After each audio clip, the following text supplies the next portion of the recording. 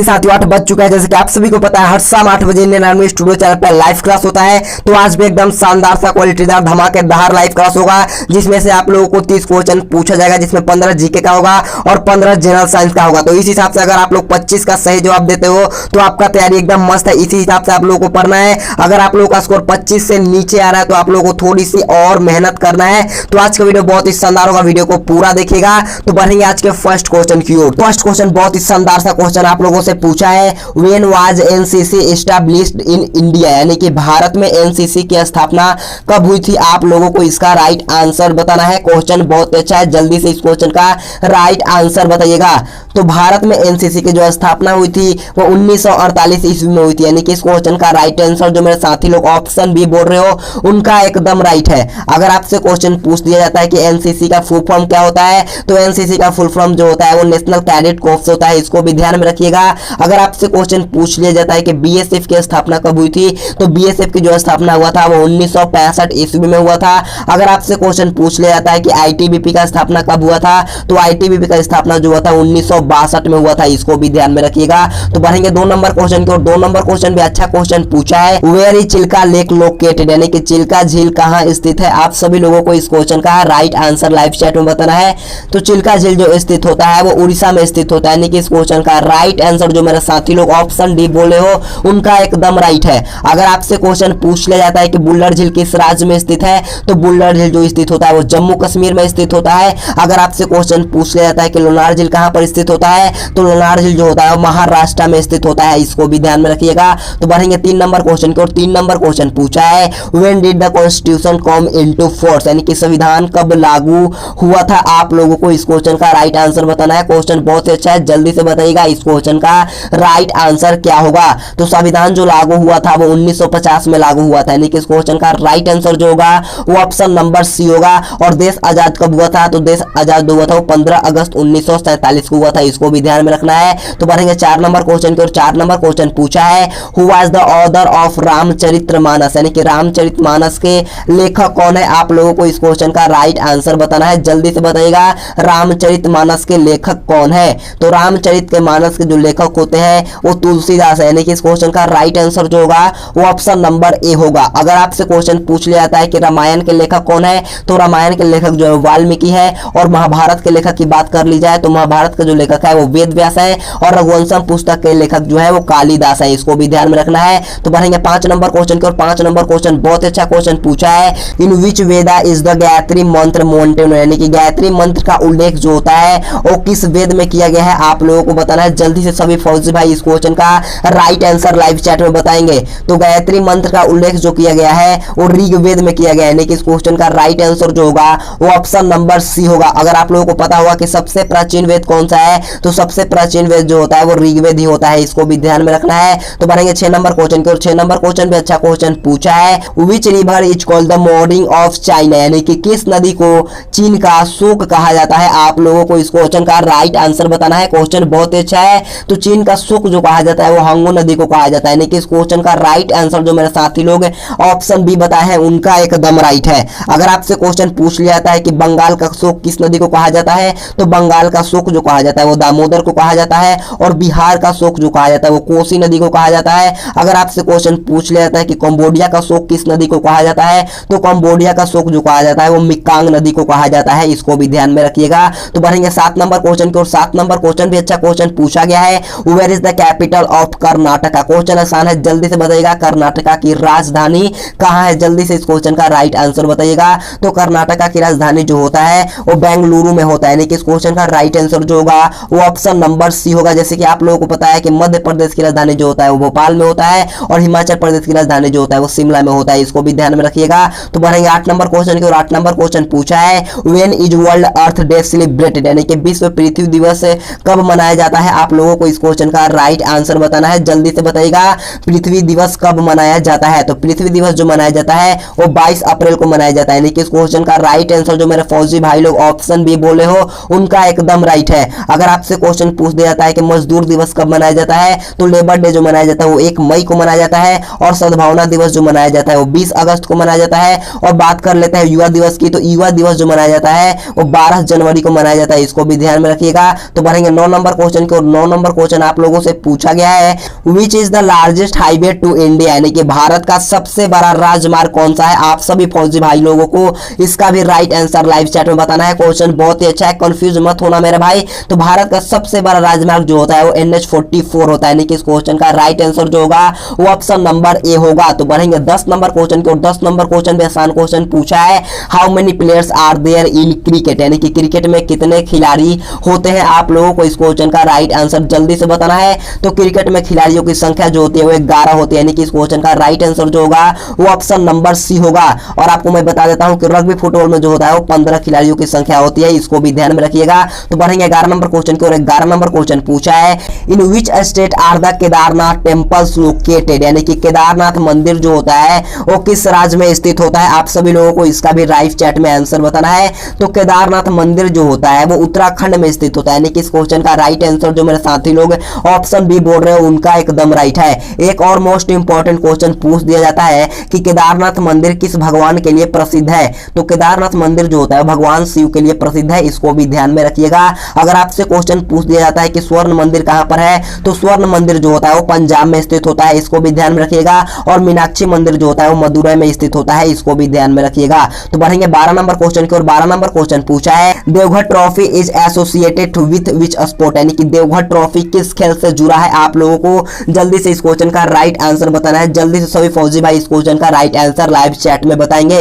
तो देवघर ट्रॉफी का जो संबंध जो होता है वो क्रिकेट से होता है, यानी कि इस क्वेश्चन का राइट आंसर जो होगा वो ऑप्शन नंबर सी होगा। अगर आपसे क्वेश्चन पूछ दिया जाता है कि सुब्रतो कप का संबंध किस खेल से है, तो सुब्रतो कप का संबंध जो होता है फुटबॉल से होता है। और रंगा स्वामी कप जो होता है वो हॉकी से होता है। कल शायद मैंने क्वेश्चन का आंसर गलत बता दिया था, तो आप लोग आज इसको क्लियर कर लेना। अगर आपसे क्वेश्चन पूछ दिया जाता है कि थॉमस कप का संबंध किस खेल से है, तो थॉमस कप का संबंध जो होता है वो बैडमिंटन से होता है, इसको भी ध्यान में रखिएगा। तो बढ़ेंगे 13 नंबर क्वेश्चन की ओर। 13 नंबर क्वेश्चन भी अच्छा क्वेश्चन पूछा है, which city is India gate located, यानी कि इंडिया गेट किस शहर में स्थित है। आप सभी फौजी भाई लोगों को इसका राइट आंसर लाइव चैट में बताना है। तो इंडिया गेट जो होता है वो दिल्ली शहर में होता है, यानी कि इस क्वेश्चन का राइट आंसर जो होगा वो ऑप्शन नंबर ए होगा। अगर आपसे क्वेश्चन पूछ दिया जाता है कि गेटवे ऑफ इंडिया किस राज्य में स्थित होता है, तो गेटवे ऑफ इंडिया जो होता है मुंबई महाराष्ट्र में स्थित होता है, इसको ध्यान में रखना है। अगर आपसे क्वेश्चन पूछ लिया जाता है कि इसरो उपग्रह केंद्र कहां पर स्थित होता है, तो इसरो उपग्रह केंद्र जो होता है वो बेंगलुरु में स्थित होता है, इसको भी ध्यान में रखना है।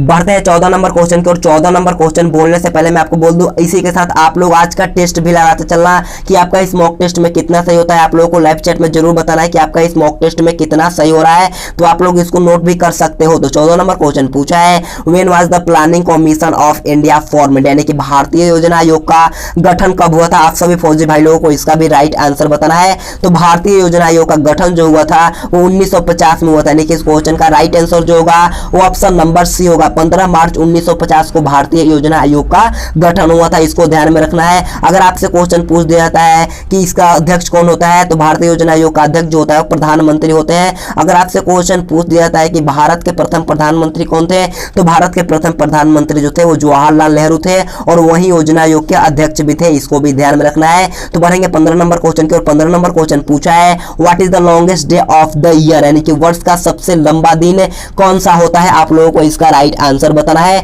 तो वर्ष का सबसे लंबा दिन जो होता है वो 21 जून होता है, यानी कि इस क्वेश्चन का राइट आंसर जो होगा वो ऑप्शन नंबर डी होगा। और बात कर ले सबसे छोटा दिन की, तो सबसे छोटा दिन जो होता है 22 दिसंबर को होता है, इसको भी ध्यान में रखना है। तो इसी के साथ आप लोगों का जनरल नॉलेज का प्रश्न समाप्त हुआ। आप लोगों को बताना है कि जनरल नॉलेज में आपका कितना सही हुआ। तो अब बढ़ेंगे जनरल साइंस की तरफ। तो जनरल साइंस का 16 नंबर का क्वेश्चन मोस्ट इंपॉर्टेंट क्वेश्चन पूछा है, what is the normal body temperature in humans, यानी कि मनुष्य में शरीर का सामान्य तापमान लगभग कितना होता है। आप लोगों को इसका राइट आंसर बताना है। क्वेश्चन बहुत ही अच्छा है।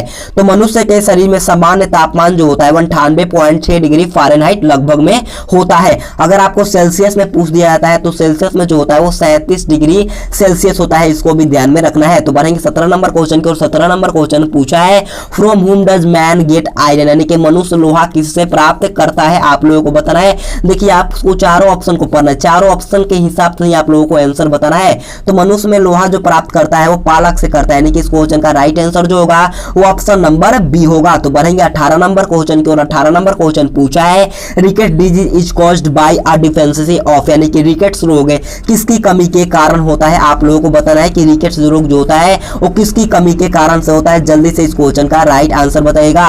तो रिकेट्स रोग जो होता है वो विटामिन डी की कमी से होता है, यानी कि इस क्वेश्चन का राइट आंसर जो मेरे साथी लोग ऑप्शन डी बताए हैं उनका एकदम राइट है। तो बढ़ेंगे 19 नंबर क्वेश्चन की ओर। 19 नंबर क्वेश्चन बोलने से पहले आप सभी फौजी भाई से रिक्वेस्ट है, अगर आपने अभी तक वीडियो को लाइक नहीं किया तो जल्दी से वीडियो को लाइक कर देना। मेरे भाई आप लोगों के लिए कितनी मेहनत करते हैं, बिल्कुल फ्री में पीडीएफ भी दे रहे हैं, तो प्लीज वीडियो को जरूर लाइक कर देना और दोस्तों के पास जरूर शेयर करना। आप लोग दोस्तों के पास शेयर करना भूल जाते हो तो यार जल्दी से वीडियो को शेयर कर देना। तो 19 नंबर क्वेश्चन पूछा है, what is the chemical sign of dry ice, यानी कि शुष्क बर्फ का रासायनिक संकेत क्या होता है, आप लोगों को बताना है शुष्क बर्फ का रासायनिक संकेत क्या होता है।